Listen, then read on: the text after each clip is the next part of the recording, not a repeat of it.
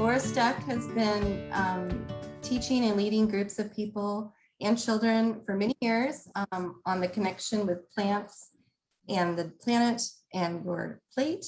And we are excited to have you here again tonight. She's done a lot of programs in person. We love the virtual venue as well because we can have more of you join us from all over the region and beyond. Part one was vegan Latin eats. That was a lot of fun in May. And tonight is mocktails and cocktails. So if any of you have questions as we progress through, feel free to put them in the chat and we will kind of feed them to Laura as she's prepping the drinks. So any questions at all could be random, not related necessarily to that recipe. And then we can also present those at the end. Laura has an incredible history, but I think it might be fun. We did a blog this week with an interview, and I might kind of cover some of those questions as we go through, and she's blending and whizzing up things here for us. Laura, you want to share a little bit? I loved hearing about how you initially got interested in cooking, and it kind of reminded me of something when I was in college too, as far as dinner parties. So you want to share and your parents? Oh, sure. Well, gosh. Hi, everybody. Welcome to Kitchen TV live from Portola Valley. Where we like to stir things up, and especially today. My parents were not of huge means by any means, but they did it right. And in what would it be, the 70s and the 80s, they actually traveled a lot internationally. I was just 10 and 10 years old-ish, 15 years old, and they would come back from a country and they would bring food back. At that point, you could bring food back still, and they would bring back the tchotchke souvenirs, and I would decorate the kitchen with the souvenirs, and then I would put on a dinner party, a themed dinner party. If they went to China, it'd be Chinese, or if they went to Africa, it'd be African food. And I said, at that age, I said, if I went into dinner parties as a business, I'd make $1 million. And, fast forward 40 years, I did. And, I did. So we've been having a good time for a long time. Today we're going to enjoy mocktail cocktail. I have to say, most of the drinks you can do either way, with alcohol or not alcohol. That's how we designed them. We alcoholic drinks, one a day, maybe 2 a day or 2 on the weekends or whatever, but alcohol is something that we all got to be careful of. We don't want to be drinking too much, but we don't want to be drinking too little. So find that balance for yourself. And one of the things I realized in January of this year, when I did dry January, or that month that people don't drink, I blogged about it for the blog that I do for the Almanac. Oh, somebody should mute their phone because I'm hearing you on the side ear here. We wrote about dry January for the Almanac News. I write a column called The Food Party. I've been very lazy over COVID and kind of uninspired actually, and I stopped writing, but I'm going to start again. But one of the things I realized in dry January is that if you eliminate alcohol is an ability to give complexity of flavor, depending on what alcohol you're drinking, to a dish. It brings something that's not, it's not, you just don't call it sweet or sour or salty. It's kind of, herbaceous, right? There's this complexity of flavor.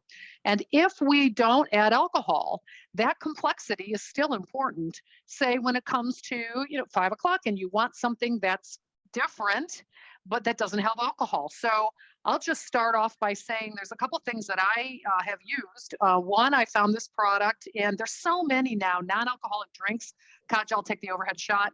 And this is just a good one. It's bitters and soda. So bitters come in many different sizes and shapes. You can get ones you've never heard of online that are supposedly artisan. You can buy ones that you see all the time and you've never bought in the store and Safeway, right? They come in all different sizes and flavors.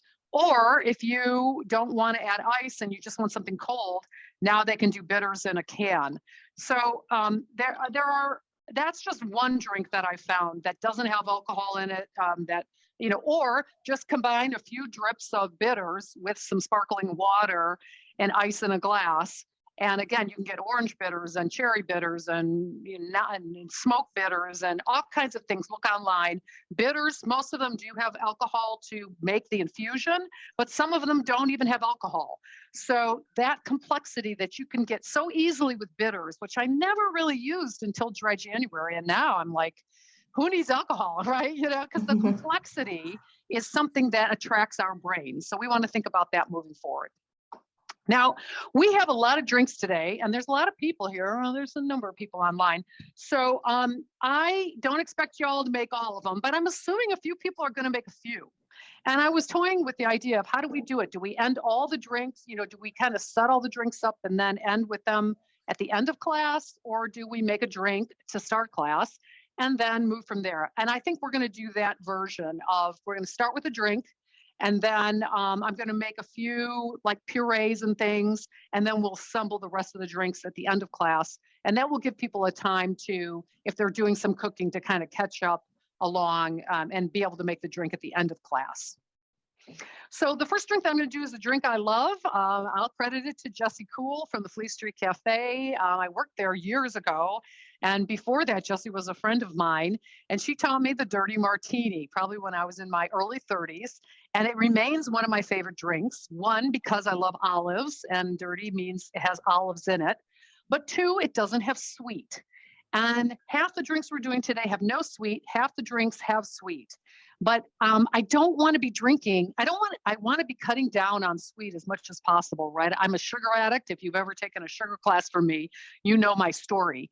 I also came from an eating disorder, but I'm pretty good about all that now. But I still really have to be careful, and so do you, about added sugar. And the thing about sweet drinks, I got to be honest, the thing about sweet drinks is they go down too fast. I'll drink a Cosmopolitan like that. So let's start off with a non-sweet drink, and that's the Dirty Martini. All right, so we're going to have a cocktail shaker, and something about a cocktail shaker. Now, they might have better ones, and I think I need a new one. This is an old one. You know, they come different shapes and sizes. There's a smaller one.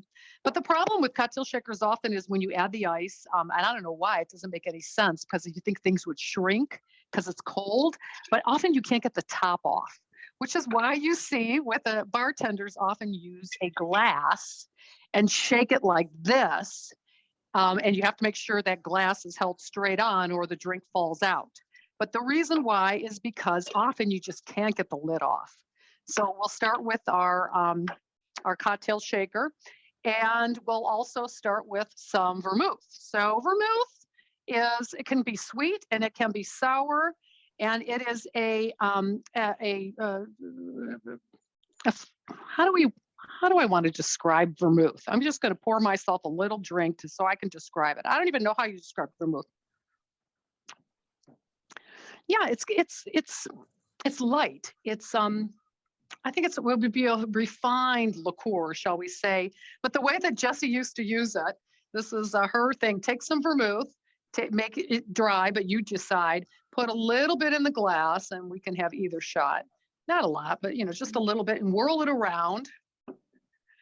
Let it coat the sides, and then throw it out in the sink so that you just have a little bit of vermouth in it. Why do you do that? I don't know. Somebody did a long time ago. That's what Jessie taught me. That's what we're going to do. I'm going to take a combination of course, the Dirty Martini can be gin or vodka. I happen to use Bombay Sapphire. I've used it for years. Why? Because Jessie Cool drinks Bombay Sapphire, and that is the gin that I have used.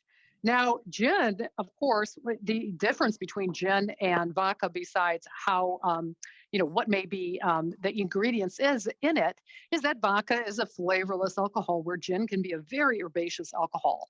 And if you have not gone to Beverages and More or Total Wine and More, whatever those places are called, and like browsed through all these different kinds of, alcohols, local ones, organic ones, and with all types of flavors, like we have so many options in America now, I encourage you to do it because, there's no reason why Bombay Sapphire I chose it. The only reason I chose it is because Jessie Cool turned me onto it. And I mean, certainly you can have favorite alcohols. I'm not saying that, but definitely if you're going to say you have a favorite alcohol, you might want to do a taste test to find out whether or not that alcohol really is your favorite alcohol. And I'll give you a little secret, being in the restaurant industry for a long time. And now when I go out to a restaurant, thank God we can go back to restaurants again. If I'm doing something like a Dirty Martini, I'll ask for the well gin, or if I'm doing vodka soda, I'll ask for the well vodka. Because if I'm going to put a mixer into the alcohol, often the flavor is not going to be that strong anyways. It's going to be masked by the flavor of the olive juice, which I will now add in, and I'll just show you a little bit about olive juice. So when I go to the bar, I'll ask for well vodka, well gin, and it's kind of like, oh, nobody ever does that. But you know what? Yeah, you do. And you don't have to necessarily pay the prime price. And it just feels good to ask for the well because nobody does. All right, so I've got some olive juice. Now, first off, olive juice is the juice in the jar. You don't need anything more. But I wrote for the Almanac News about Dirty Martini, and this guy who's got Dirty Sue's got a company somewhere, I think it's Los Angeles, sent me a whole box of Dirty Sue stuff because he's an olive person too. And so this is his prime olive juice that is not part of olives, but he actually just sells it in a jar. And I'm just going to add a little bit into my shaker. Now, it's all personal. How much do you want? I'm not going to tell you. I add probably about a tablespoon to a glass. You might add a lot more. It's, none of my business, and you decide how you want to do it. Some people like it dirtier the better. Some people don't.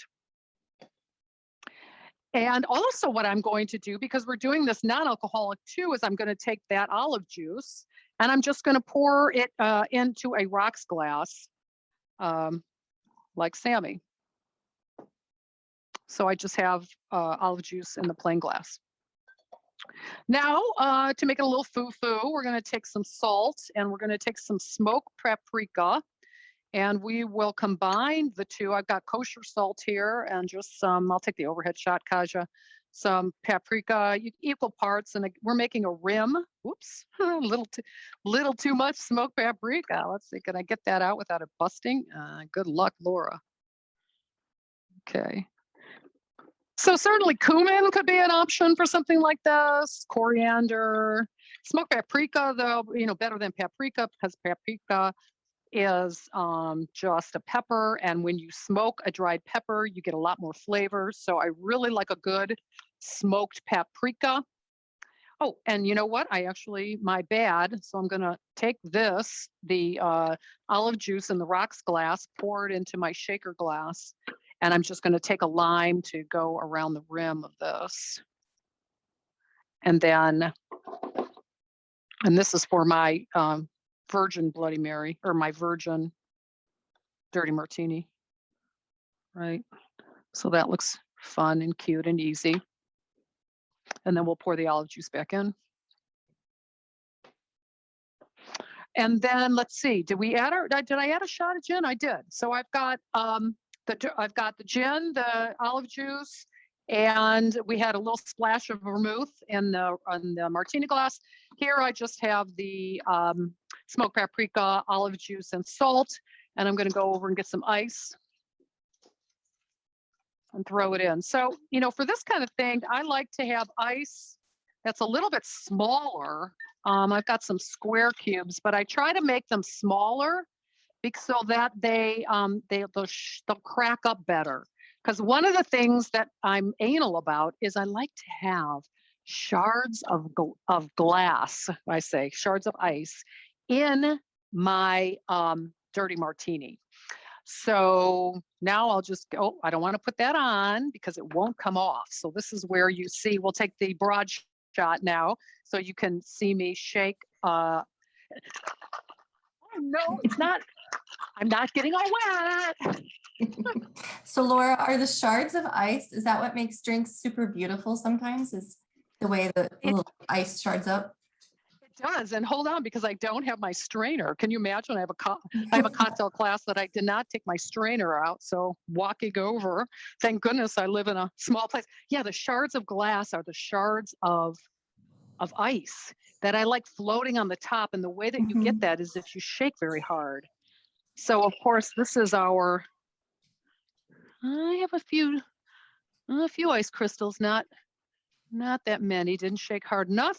And then for the non-alcoholic version, just a little bit of soda water added into your rocks glass gives us two delicious drinks with some garnish, which is right here. So of course, dirty martinis or virgin dirty martinis, some good quality olives, go for the good stuff, Or if you're like me and you just like pickled things, what do I have? Some cauliflower and peppers and into that. So that's a lovely way to start off class. So whether you are, we'll take the broad chat now, alcoholic or non-alcoholic. Here's to, is it Friday yet? No. It's Wednesday. We're partway there. It's Wednesday. So cheers, everybody. Here's to coming back as a human. My God. I mean, here we are. We're still, I guess tonight we're still on camera, but it's wonderful to be back, enjoying being a human again. All right. So we've got, beyond those, we've got probably 4 more drinks. We've got an herbal tea and tonic, a farmer's market fizz, which is a play on a shrub. Oh, the don't do anything I wouldn't do is a drink I've made at my pool party for years. If anybody's out there and knows me, you came to my pool party, we used to have this every year. The don't do anything I wouldn't do. It's my favorite things back when I was young. We're going to make some flavored vodka, which I think is just such a great summer thing. Pineapple is perfect. If you ever went to the Vans, you know what I'm talking about. And yeah, those are the drinks. Oh, yeah. Farmer's market. Okay, that is. So herbal tea and tonic, farmer's market fizz, flavored vodka, and the don't do anything I wouldn't do, and then our 2 dirty martinis. Now, if you are cooking, I want you to steep your tea if you haven't done it already. If you follow the directions, it would have been done. But this is a perfect tea, whether alcoholic or non-alcoholic, for the season, because summertime we want things lighter. And so I want you to go out, if you haven't done it and you're interested in this drink, to go out and find an herbal tea that is that has bright flavors. So there used to be a tea shop in Palo Alto. I forget if it's still there. I haven't, gone down there in over a year. Who knows if it made it through COVID. But there most of the teas, and I'm talking, just tea in a bag or loose tea. Most of the teas are black teas or green teas. They have they're more bitter teas, and of course with caffeine. The caffeine doesn't concern me as much. It might you, but it is the bitterness. Or I don't want that kind of acrid tea flavor. I want something that tastes like strawberries or blueberries or peaches or mangoes. And I happen to have here coconut mango tea that I had. And it is a light tea, and it will add it creates a nice base for the herbs. So if you used a more of a black tea or a green tea, the flavor of the tea itself would kind of compete with the herbs. But if you can find a tea that is just lovely and light, and again, there's peach out there now, there's berry.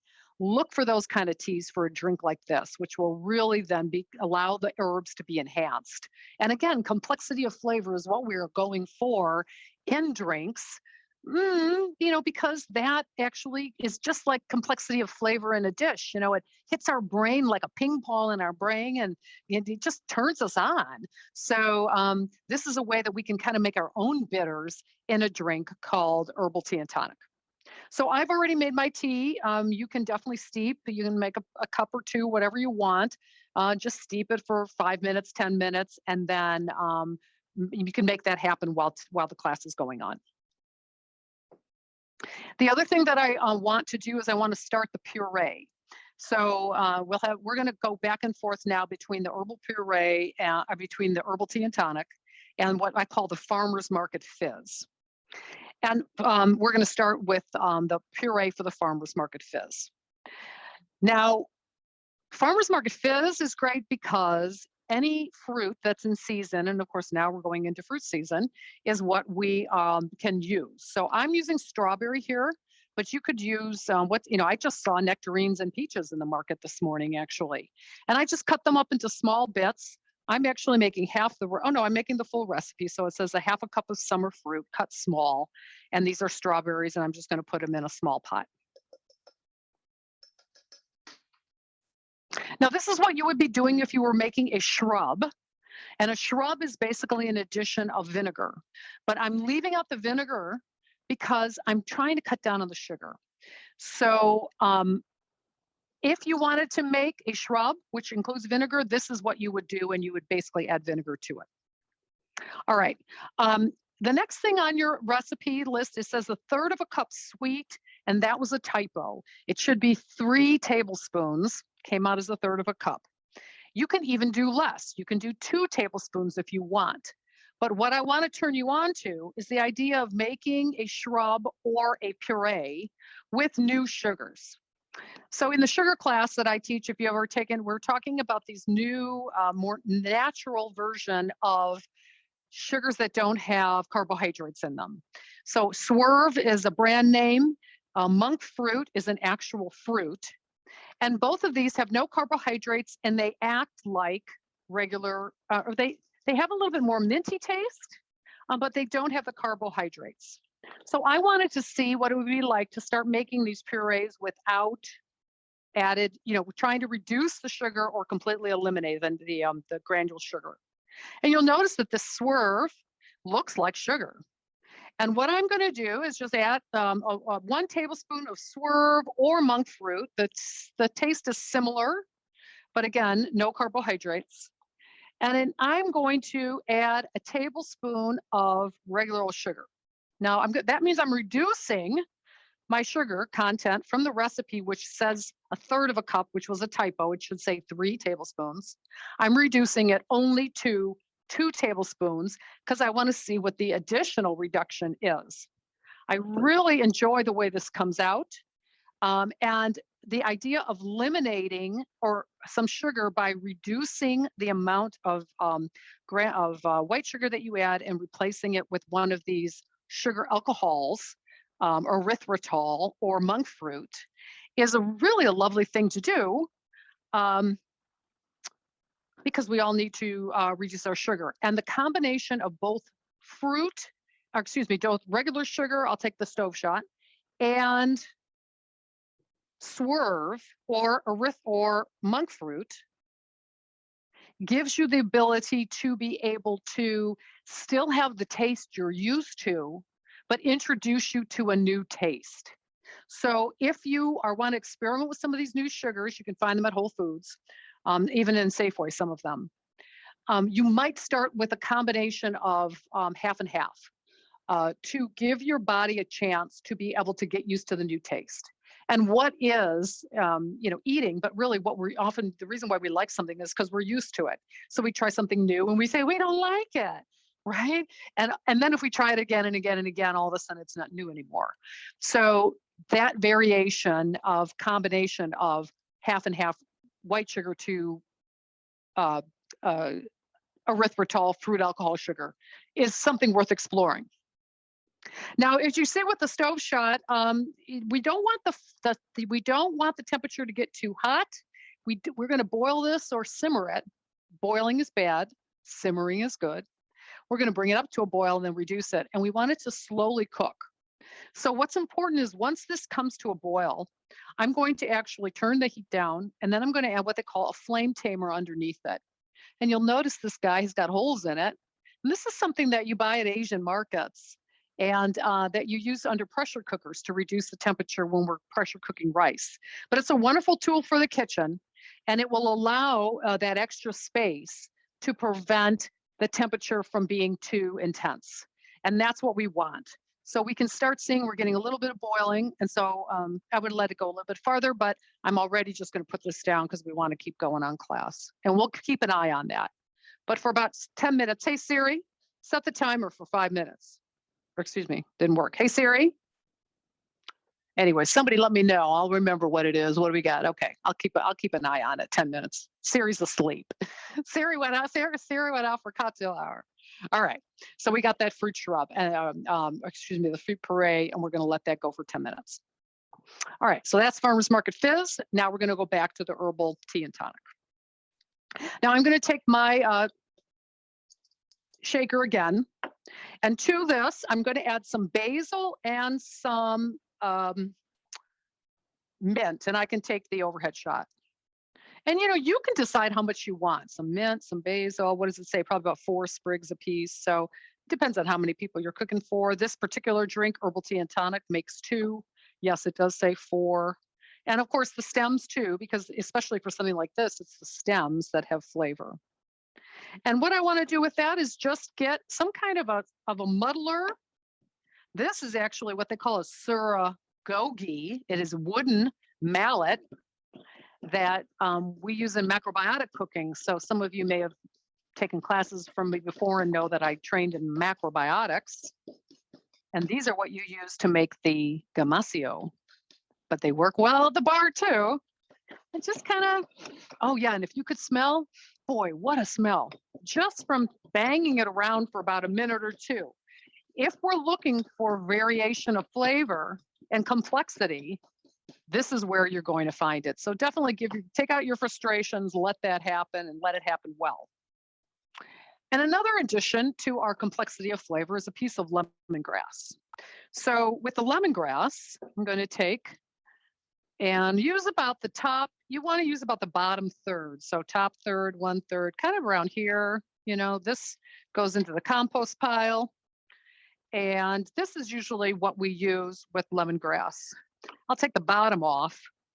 And if I was going to actually use it for cooking, I'd do it a little bit differently. But for the drink, I'm just going to cut it into some pieces. And I could put it in my shaker, but I found that because lemongrass is harder, actually putting it in a mortar and pestle gives me a little bit more oomph. Now in macrobiotics, they tell us that the energy of the cook goes into the food and the energy of the food goes into the cook. So in something like this, when we're pounding, we want to think about the fact that we're putting our energy into our food or drink, and that is a power within food that most of us have never even thought about. That energy in food that we could actually add to the energy in food. All right, I'm just looking at this. It's looking good. I think I'm going to turn it up just a little bit. So when you think about that, when you're pounding or grinding, or, you know, that my energy is going in here, and that's, and the more my energy I can put into this, I call it high vibe. And who doesn't want to drink high vibe? And oh my gosh, I think I'm just going to smell that all night. All right, so that's our yummy kind of complexity of flavor. And then we're going to add whatever you choose. So you don't have to add any alcohol at all in this drink because you've got tea, remember. I'm going to add some gin because I'm a gin drinker, but a vodka would be fine too if you would choose that. That's great too. And then I'm going to add some lime juice. And I'm going to add it with my metal squeezer, not green for lime and yellow for lemon. Those are painted, and then this is acid, and paint comes off with acid. So if you can find one that doesn't have colors, juice of half of a lime. And these are just fun to use. They're easy cleanup, and I really enjoy them. So that's a terrific thing. I can add some sweetener to this if I would choose. I am not going to choose to add sweetener. But what I am going to choose is to make a little bit more complexity. I'm going to add some ginger juice. I'm going to take what they call a microplane and some fresh ginger. And of course, I could just cut it. I could muddle it and cut it just like I did before.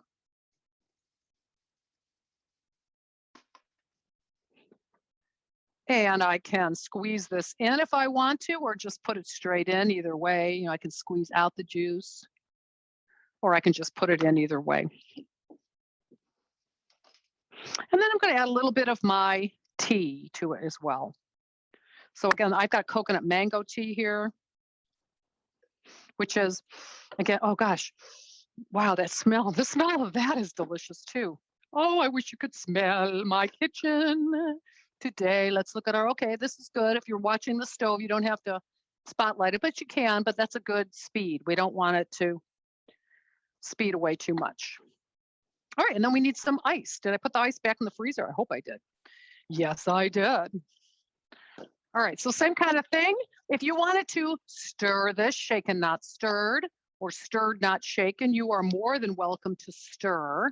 But again, Laura likes these shards of ice. I just love when, especially when I drink the drink, And I can feel the shards on my lips. I just love it. So now this is pretty full. So this might be, oh yeah, I can already see some. Hold on, I'm gonna pour hold on, let me see if oh yeah, a little too full. All right. Well, let's see what happens now. Oh yeah, I think I got enough out. Don't scream in the microphone. Okay. And get our strainer. And we can pour that into, how about this guy here? Pour that into this guy. Woo! Here. And you can either drink it like that, or if you want to add even another level of herbaceousness, you can take some tonic water. There's a lot of interesting tonic waters out now too. We know we have so many options. And this one, I'll take the overhead shot. Fever Tree's got a lot of interesting one. This is a new flavor. It's called aromatic. I haven't even tasted this yet because it was a new at the market. Let me just get a taste and tell you what it looks. So tonic, of course, has quinine, quinine, which is the flavor that you get from the tonic. Or, yeah. But then they add all these different things. So let me taste a little bit of that.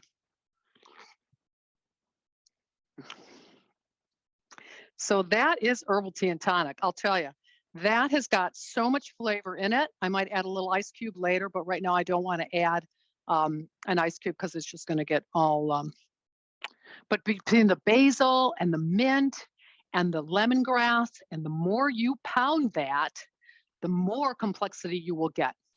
So without alcohol, without the gin, you've got the tea and the tonic itself, which is interesting. And then the addition of the herbs. And of course, if you decide that it's a little kind of too herby for you, right? You want to add a little sweet, you go ahead. But you remember that the idea is to reduce the amount of sweet we are eating. All right, so our puree is probably getting ready. And before that, let's, why don't we look at, why don't we take a drink, everybody? Yeah, any questions? Take a drink. The pot's been on for a little more than 5 minutes, just so you know. We had Joanna share that she's enjoying the paprika salt rim on the dirty martini that you had everybody create.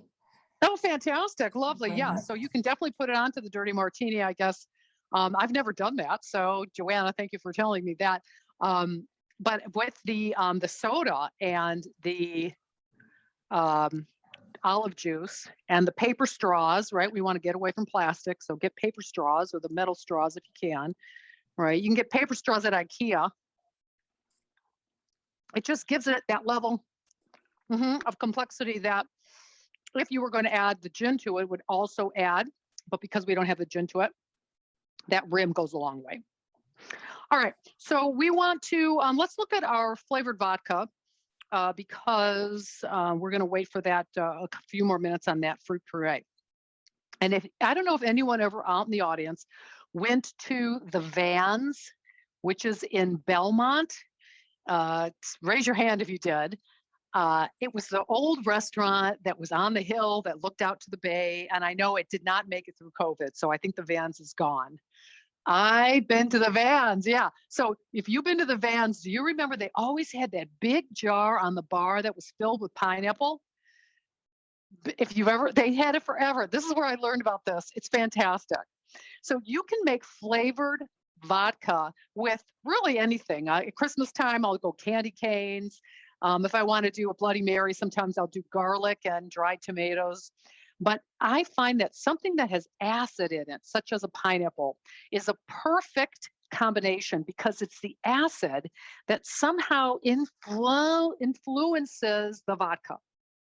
So let's make our own in the and we'll call this the Vans vodka because this is where we used to have it. They always had it. And it's so easy to make and it's a fun gift. Now, we're just going to take a fresh pineapple and what we're going to do is cut down the skin. And again, you could do strawberry, but strawberry doesn't have acid. So if you did strawberry, you might want to do strawberry lime because again, the acid, the addition of the acid gives you a better infusion. Laura, while you're doing that, Nan mentioned that herbal tea tasted a little, with gin, tasted a little bitter to her. And she was wondering if she Bitter. add more honey or if you have other recommendations. Now, what kind of tea did you use? Because again, if you're using a bitter tea, you're going to get. So my suggestion to you is to find a tea that does not have bitter. She You did. want it to be. She's already Yeah, answered. well, if it's too herbaceous, because again, you've got ginger, lemongrass, basil, and mint. Yeah, so And that if it's too herbaceous, see, to me, well, of course, I don't know what add a little sweet, sure. But the idea that you can have such complexity without, well, certainly without sweet. So something, for me, this works. It may not work for you. But I love non-sweet drinks. Like I said, the problem with I like sweet drinks. I just down them, right? So slower the better. But yeah, a little sweet, and you can add honey. I think the recipe says add honey. You can add maple syrup. You could add, you could even try to add a little bit of the erythritol and swerve monk fruit sweets. All right, so back on here, we only got 20 minutes, so we want to finish. I've got the overhead shot of the pineapple, and the way that you get in to take these little knobbies away is you do it on a diagonal. So then you can do a number of knobbies all at the same time, right? So you may even do that going crosswise, so not going like this way. Because these guys are interesting to go in a line. So you'll notice like I can get those. And then these two are very far apart, but all I need to do is take my knife that way. Right. And technically you don't have to take those off, but of course they'll get in the way of your mouth. Since you were Go ahead. Since you were talking about using acidic fruit, Joanna's asking, besides lime, lemon, and pineapple, what other fruits have high acid or would work for this? Well, gosh, orange. And what else we got? What else do we have for acid?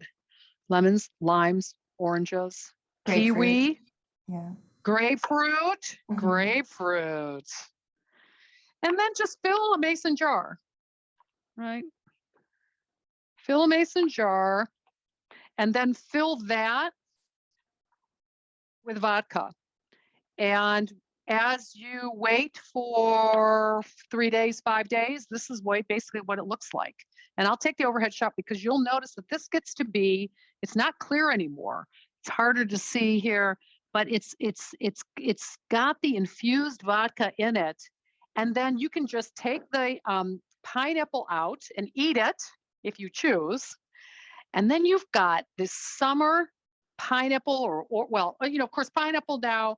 Let's see, the season for pineapple in Hawaii is in the summer, isn't it? It's the end of the summer. I'd have to look at that. I forget when I think the pineapples harvest at the end of the summer. If anybody knows the answer to that, put it up on the chat. So technically this is a seasonal drink. It's perfect for summertime. And then of course you can do anything with this vodka you want, right? You can just drink it straight with some ice, put some soda water in it. You may even, if you like this idea, but you don't want vodka, put pineapple in apple juice and see what happens. I'm just thinking, opportunities for people that don't want to drink alcohol. That infusion of the acid into a base could be even tea. You could infuse it into the tea. And it doesn't have the alcohol to help with that reaction as much as alcohol does, it would still infuse, I bet. And that could be a wonderful. So what I've been doing with this, because I made actually some pineapple vodka for Christmas for the holidays. We did a cost plus, and I put it in the back of the refrigerator, forgot about it. And I just took it out when it got hot. And I added sparkling water to it. It was great. So in the eyes of Vans, that is a perfect thing. All right, this guy's going to be good. We want some liquid left in it. And what we do with this puree is we take our fork and we just start mashing. Now, out of the course of time, what I do, because I don't have a lot here, I'll take thank you, the overhead shot. I'll just take my fork and start mashing. And it's just going to break down really nicely. But because of the time factor, I'm going to let that mashing, I'm going to let you people that are making this mash if you choose. And I'm going to show you the end product, which has been cooled. Looks like this. Now, a couple things about this. If you wanted to make a shrub, which is trendy, you basically use equal parts fruit and vinegar and half a part sugar. So I would do the same thing. I could do it there on the pot. And now I would add, if I had equal parts fruit, so that I had a half a cup of strawberries, I would add a half a cup of vinegar. What kind of vinegar? I like something that's a little bit lighter, a champagne vinegar, a brown rice vinegar. Any vinegar can do depending on what you want. The problem for me is by adding the vinegar and that complexity of flavor that the vinegar gives is that really I'm going to have to add some sweet to balance that out. It's kind of like lemonade, right? If you had all lemons, you'd be like, whoa. So I'm not adding vinegar, but with or without, and this, of course, remember, it doesn't have just sugar. This had half part swerve and half part granule sugar. All right. So let me pour this guy out. And we're going to do the similar thing. Oh, go ahead. Oh, just that Joanna got back to us on the pineapple season. It's supposedly April to September, according to Google on Hawaii. It is in the summer. I thought it was in the summer. Yeah, so that's good. All right, so same thing. We've got some mint. Best thing is just to add it in. The mint would be the more common flavor, something that we're more comfortable with. When you start adding lemongrass, basil, and what else did I add? Ginger, we added to that last one. It's going to take it in a different way. So this is going to be more traditional. Again, wow. Oh my God, that smells so good. There's something about muddling it really that makes a difference. So we're going to add that in. We'll add a little bit of we're going to add a little bit of puree. And to me, let's see, what do we well, it doesn't really matter, but what I say is a tablespoon. You decide what you want for a drink, about a tablespoon. This, of course, is great on ice cream. This is great on pancakes. I'm going to take some lemon. And we got, how many knives we got around here? Let's take a new one. Take some lemon or lime, right? Either way, but variety is the spice of life. And grab a little bit of shot of lemon juice. And I'm going to add some vodka to this, but if you are not a vodka person, you are more than welcome to add apple juice, add grape juice. And then we're going to shake that baby too. How's my ice doing? Good. Still got ice. Someone's wondering, Laura, can you just use a jam instead of making your own fruit, Absolutely, you could use a jam. Good idea. Good. The thing we want with food right now is we want to be able to eat well, healthfully, quickly, tastefully. You don't have to shake. I wish I could hold it like they do. They do it up here and they do it down there, and I can't do that.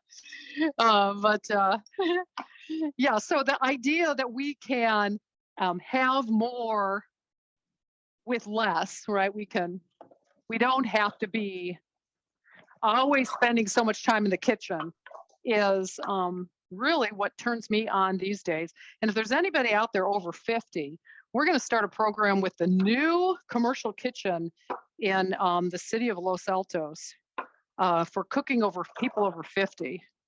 Okay, I've got some cool ice cubes here. I want to show you. These are big ones, right? You can't really tell. There's nothing to tell, but they're like double the size of ice cubes. Now, why would we want big ice cubes as compared to small ice cubes? Any idea? Why would a big ice cube be better? Well, it dilutes less, right? So a big ice cube is going to add That looks nice. Is going to add the cold, but with less dilution of flavor. And to here, I'm just going to add a little bit of sparkling and some strawberries and some mint. Oh, it's so pretty with the sliced strawberries and mint. Oh, gorgeous. Okay. So this had less sugar. The one that I pre-made had less sugar even than the recipe did. It had 1 to 1, 1 part, monk fruit erythritol, 1 part regular sugar. And I like it better. So I encourage you to consider reducing your sugar. All right. So the last one, I think the last drink we have is the don't do anything I wouldn't do. And I'll do a couple things here with it. We're going to clean up our cutting board because we always want to have a clean cutting board. My teacher in macrobiotics told me that the vegetables and fruits, they don't like to share the space of the cutting board with other vegetables and fruits. So you want to clean your cutting board like you clean your desk, and to give the respect to the vegetables that you're using. And I'm going to take a Vitamix, which of course is a high-speed blender. It is you will never get the kind of whirling you can get from a blender that you can get from a Vitamix, because the motor is so much stronger. So if you are using blenders for drinking, you may want to get a high-speed blender like they used to have, and I'm sure they still sell them. Or which was only for bars, right? Or, bar type of blender. Or if you want to take the step up, invest in a Vitamix. And you can actually buy Vitamix that are repurposed. So you can save some money. Go on to the company website and you can find out how to get a repurposed Vitamix. All right. So don't do anything I wouldn't do. It's just a crazy summer drink. But with a couple of interesting things into it. So let me grab all that. So the first thing we're going to add into it is coffee ice cubes, and I'll take the overhead shot. So coffee ice cubes are just coffee that I made, and I didn't drink it all, and I just turned it into an ice cube, just put it into an ice cube tray. And so that's a nice addition for, when you want a coffee flavor, just a fun way to do it. I'll start with 3. And then I've got some frozen bananas, which always make a good drink. That's fun. And I'm going to add a little bit of ice cream because we can. And I've got my fancy little drink here. Oh, okay. I'm going to add some ice cream, and what do I say, about a scoop? Oh God, I don't even want to show you the ice cream I'm going to add to this drink. Tisk, tisk, tisk, Laura. Crazy. Actually, well, we probably should let this may not be the best because it's got these chunks of, peanut butter cup. So I don't know. In fact, it's got a lot of chunks of peanut butter cup. So I don't know that's going to happen, but I'm taking off in 2 days. And I was like, well, if I got to have some ice cream, if I got to eat it before I go, what do I want? And I thought, let's try peanut butter. So who knows? But I might suggest to get something that does not have a bunch of chunks of chocolate, because that could be fun, but going to be a little bit limited. Right. So at this point, you're not alcoholic. Certainly you don't need coffee ice cubes. You can use regular ice cubes. You could also freeze something else like coconut milk. So, with leftover coffee, or with a coconut milk in the can that you have not finished. And with tomato paste, which has nothing to do with this class, those cans of tomato paste, you buy it and then you only use a tablespoon or 2 tablespoons. You want to take little individual containers and freeze all that stuff. So you can either put it in an ice cube tray, but the storage for that, you're going to have to take it in and out. For something like tomato paste, I'll just show you what I got. I've got these little small baby food containers, and this is frozen with some extra tomato paste. So coconut milk, same thing. Good ability to be able to freeze without throwing out all that stuff. And certainly we do not want to, we want we want to reduce the waste that we're all throwing away as well. If you don't have any kids who are telling you to do that, I'm going to tell you to do that. It's time to reduce our food waste. All right. So before we add our milk, we could add some milk to this, our blending ability, which can be any kind of milk you want. And I'm going to add some oat milk. I think this is, oh no, this is almond milk. If you're looking for almond milk and oat milk to use as a mixer or to use as a even for like a latte or something, look for the barista blend, because the barista blend will have more fat, and that means more flavor, because fat is the culinary school bus, which brings flavor around to the dish. Now, before we start blending this up, we can prepare our glass. And our glass, I just took a regular old glass and I drizzled some chocolate onto the glass, and then I froze the glass. Now, I have a small freezer and the glass tumbled over and it still looked a little bit, it moved a little bit, but it's still not completely frozen.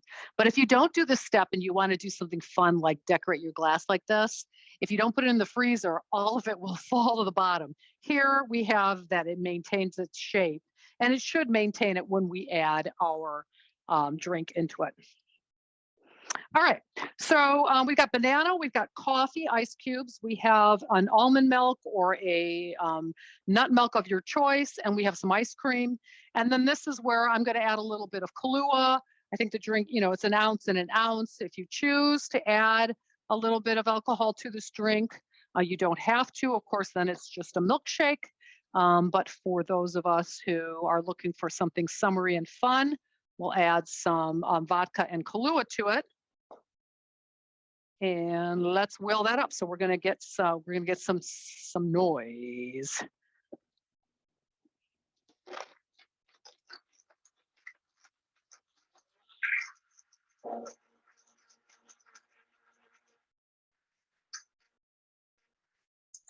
Whoop, I heard some ice. I'm gonna do it one more time.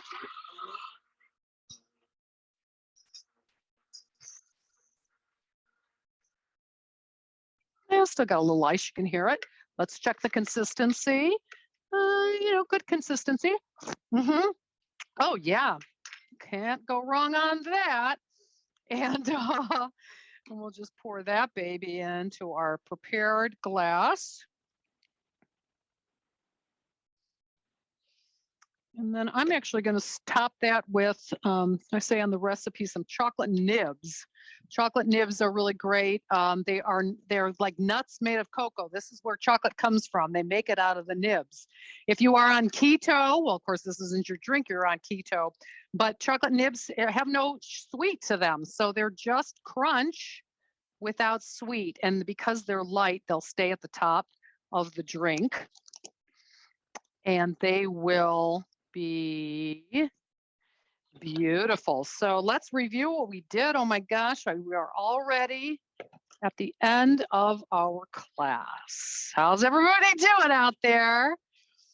I can't really drink. I poured myself a drink, but I can't really drink because the last thing I want to do is not be able to speak. So we have, don't do anything I wouldn't do.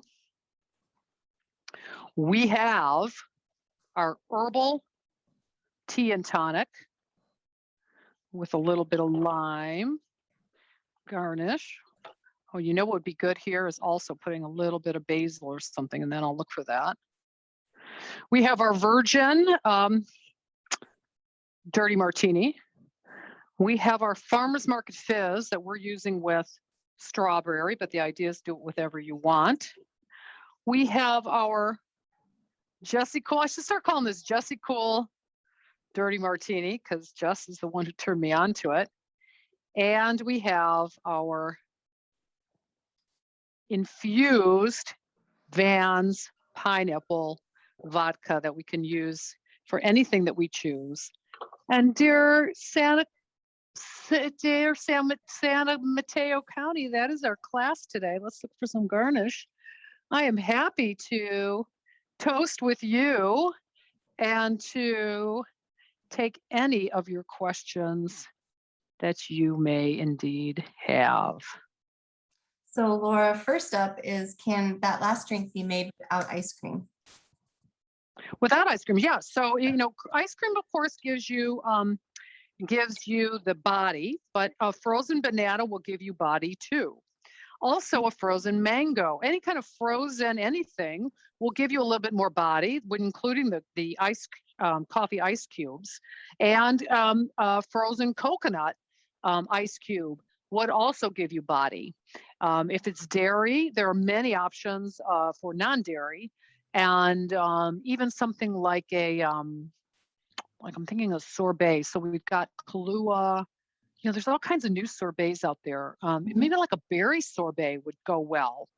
Mhm. So you can get non-dairy, you can also get ice creams that are made from oat milks and things like that. So Mhm. depending on what your need is, what you want to get with this is the body. And the body can come from a frozen fruit, and it can come from a frozen liquid. And you find the combination that works for you. Another question was on infusing vodka. Does it matter if it's how it's cut? Do spears matter versus cubes? Any difference in the way it's infused? Well, that's an interesting idea, of course. So we think about it from surface value, and I would, more surface touching would mean more fruit in getting touching the alcohol. So, if I cut this into cubes, then it would touch between, right? I've got it in spears here, but if I had it in cubes, then the vodka could go in between. So probably more surface area would mean better infusion and easier to eat. I like the way it looks as a spear, and of course, I was just doing that to fit into the actual jar. But I do think that if we were to cube it, you may have a better infusion. Yeah. Interesting. What are some other questions? We had Terry suggested white tea back in your infusion one, and that could work. White tea? Yeah, white tea or white tea. Yeah, white tea. Yeah, I don't want anything bitter. I don't want anything that's too astringent or acrid. I want fruit. I want light, so that when you mix it, adding tea to a mixer is kind of a strange thing. But again, it gives us a filler without alcohol that can be dressed up. And there's a lot of teas out there. If you're not a tea drinker, you'd be surprised at the new ways that they're putting teas together. And the teas are so much better than they used to be. So white tea is a good option. Yeah. Another question, do you need to refrigerate? Somebody's asking the pineapple, and I don't know if they mean the infusion, if you need to refrigerate. For a couple days or whatever, as long as everything is underneath the alcohol, you're all right for 5. Of course, if it's really hot, I'd put it in the refrigerator. But if you've got a cooler day under 70, when it starts getting up to 70 and, certainly into 80, it's getting kind of hot to be leaving things out on the counter. But as long as everything is under the alcohol, and here, if we look here, we see that there's actually, you can't really tell from the camera, but there is this one little tip out here that's above. So I would want to make sure that things are below the alcohol. And if I have any question or issue, then I take something small and I put that on top of it. So this is even too big here. So I'd have to find something small that would fit in that could then push it down. So think about this like sauerkraut, no different. If it's covered, and there's no oxygen getting into it, you can leave it infused on a counter for, 5 days, whatever. Even in the wintertime, even longer than that. I mean, the Vans had it on the bar forever. I mean, they just had this big thing on the bar that stayed forever. Yeah. But what you want to do, I just forgot what I was going to say. After you take it out, then, I actually, like I said, I did this for wintertime for a Costco class. We were doing holiday gifts. I took the vodka out I took the pineapple out probably 10 days later. It was wintertime, so I probably left it on the counter. And then I ate the pineapple, and boy, that was good. And then I put it in the refrigerator and literally forgot about it. Because once it's infused and about 5 days, 10 days, I think it should relegate to the refrigerator, and even with or without the pineapple in it. And then I found it like 2 or 3 weeks ago, and I went, this is fantastic. I'm going to put it as part of the class. It's so refreshing. It's really great. And you don't need any other mixer. I mean, it makes it its own, like I said, drink it straight or add some sparkling water to it. You got a great drink. Yeah, we're getting lots of thanks, and also for the non-alcoholic versions of drinks. Do you have a few more recipes on your website by chance? My website was never set up with recipes, but I do have recipes. And if you look on the blog, there are recipes within it. I've never set the website up to be specifically about recipes. And maybe now that I'm getting older, I got more time on my hands, I should do that.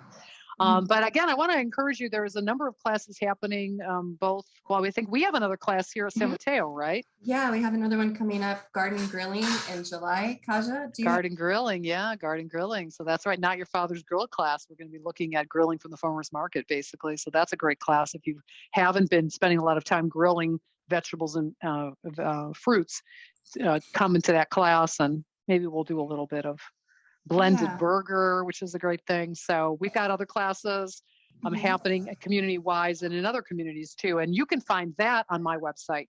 Any classes that I teach, you'll either see they'll be either corporate and they're private classes, or they'll say open to the public. So you can come to those. Great. You've mentioned in the past, or I've discovered too through your different presentations, the biggest revelation about vegetables. But also I loved on the blog that we did with you, you mentioned picking out fruit or any produce and how that we approach that right now, this season, when we're looking for the best, most ready produce. So do you want to share a little bit about that in case someone missed the blog? Oh, absolutely. So this goes back to the energetics of food, which I learned in macrobiotics. I never thought about, basically what we're eating is energy. Now that, what's interesting, we talk about vitamins and minerals, antioxidants and phytochemicals. That's what we're eating, and that's what we want to eat. Well, vitamins and minerals, we found out back in the 1900s or 1800s when they were coming over the boats and scurvy and all that stuff. Antioxidants and phytochemicals, we only found out about in the 1980s, right? So that lets me to think, what else about food are we eating that we don't know what we're really eating? And from a macrobiotic perspective, and I just totally drank the Kool-Aid on this one, I think we're eating energy. I think maybe not in my lifetime they're going to figure this out, but maybe if there's any younger people out there, they're going to figure it out in your lifetime, that really what we want, basically everything is energy, right? Everything is vibrating. I'm vibrating, you're vibrating, the book's vibrating, all the glasses, right? It's all electrons moving around each other so fast that it appears to be solid, but it's actually a mass of energy moving around. And that's our food too.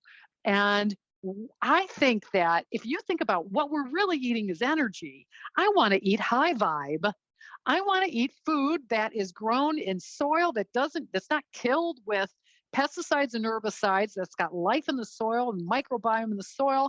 And I want that to transfer into my vegetables and fruits. And I want to put that in my body. And I want to go, I want what she's having, right? That's the kind of food I want. And I think that there is a lot to do with the idea that what we're eating is energy. So that goes back to what are we looking for in the market? And I think, when you go to the market, you should just walk down the aisles, be very nonchalant, don't cause a lot of it, and just kind of see what vegetable jumps out at you and says, eat me, right? So stop basing what you're going to cook on recipes, or find recipes that are adaptable. You want to go down the aisle and see what jumps out at you. What's high vibe? What just seems to be like, I want to be eaten, and then develop your recipe around that. Or again, have recipes that are flexible depending on what looks good. And that's the way that we can bring that concept of high vibe into our lives and into our stomachs and into our mouths. And mark my words, they're going to discover a lot more about what we're eating. And that's why it's so important to be eating food grown with hands of loving grace in clean soil, with animals that are not abused in confinement operations, right? We want everyone has a bad day in their life, but we don't want the animals to live in constant torture, right? So with the soil is important. The health of the animals is important. The health of the air is important to bring us the food that is just filled with energy and life. And that's what I want to eat. And that's why I think that food and environment is such an important topic because healthy planet means healthy people. Yeah, and your book there in the corner, Cool Cuisine, if anyone is interested, hopefully the library has copies of that and check it out. It's a great read. I was inspired by it long ago, and yeah, it kind of covers some of what you just referenced there. We had some fun questions on the blog, like your top 3 international food cities, desert island spices. Would you like to take one of those right now? And then we can fold more into our garden grilling in July, maybe. Oh, what are the 5 spices? What are the 5 herbs and Yeah, if you're on spices a you desert want? island, yeah, and you can only have 5 Well, spices. salt and pepper, you can't go wrong. Cumin, there's so many ways to deal with, use cumin. What did I say? Garlic and smoked paprika. Is that what I said? I'd have to see. Garlic and a good smoked paprika, yeah. Yeah, and of course that translates. We use smoked paprika in our alcohol-free, but still dirty martini without the alcohol. Mm-hmm. Exactly. Paper straw. You don't even miss the alcohol. I don't need to scream. The microphone's right here. You don't even miss the alcohol. So that's a great drink. Again, you can use for dirty martinis, you can use the olive juice in your jar. And if you do like olives and you throw that olive juice away, even if you're not making, a virgin dirty martini, you want to deglaze your pan with the olive juice. So anybody who's taking classes with me and talks about the secrets of vegetables, which is also on that blog, deglazing the pan, caramelize the vegetable, deglaze the pan. And you deglaze the pan with any kind of liquid, most often stock or wine, but you can do it with olive juice. You can do it with apple juice, right? So don't throw those liquids away if you like the flavor of them, and they're good quality. If they're not just salt in some kind of a brine, get olives are one of those things. If you pay a little bit more money, you're going to get a better quality. Sometimes we really do, we want to pay more money if we can for better quality food, because everyone benefits from that, including our stomachs. And, definitely spending a little bit more money sometimes for food is a better option because of that satisfaction you're going to get from the complexity of flavor that you do not get from things that are, basically not fermented for a long time, or, not given the chance to really fully bloom into a complex flavor because the processing is rushed. For our next class, the barbecue and grilling specialties, if someone doesn't barbecue much or use a grill, can those still be adapted with perhaps a grill pan on the stove, as far as being worth turning out for our next program in July? That still tastes good. Well, a grill pan is not your best friend when it comes to grilling because of the nature of what, grilling is about. High heat or medium high heat. It's about a lot of stuff going out into the air, basically. So if you are grilling inside, and also the way the strength of the flame underneath that and the ability to close it on top, those are 2 different things that are happening when we grill. And we can use, open and close, and then the flame. And of course, in the end, the whole idea of fire, if you are using fire, and closest to that would be a gas stove, and the way that fire adds not only flavor but it adds energy. That's back to the macrobiotic days, to our food. So that means that Laura's not big on induction stoves, even though I understand them. I still love the influence of fire. Now, if we have to be inside, we can be inside, sure. You just want to keep your windows open and move, if you can, your smoke detector so that if you set it off, you can easily turn it off. It's not optimal, but it's absolutely okay. It will, if you're not grilling outside. It's going to be an interesting class because my grill is obviously outside. So in the grill class, we move back and forth, and it's a little hectic, but that's okay. And yeah, we can do it with a grill pan. I've got one as well, but optimal is grill. And if that's all you have is a grill pan, it's definitely something that you want to practice and try. Terrific. I think that's about it. We've gotten lots of people complimenting you on the wonderful mix and options. Really enjoyed it. We hope to see everybody in July for our next program. I think, Kaja, you've connected, you'll in the registration that you all did for this class, you probably got a link for the next one in July if you're interested.